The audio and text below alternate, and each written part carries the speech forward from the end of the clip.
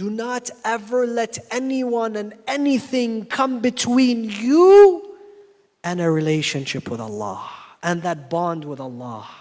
If it's your parents, if it's your friends, if it's your work, whatever it is, because the most meaningful thing in your life is that relationship with Allah subhanahu wa ta'ala. He is your only friend. He is your true friend.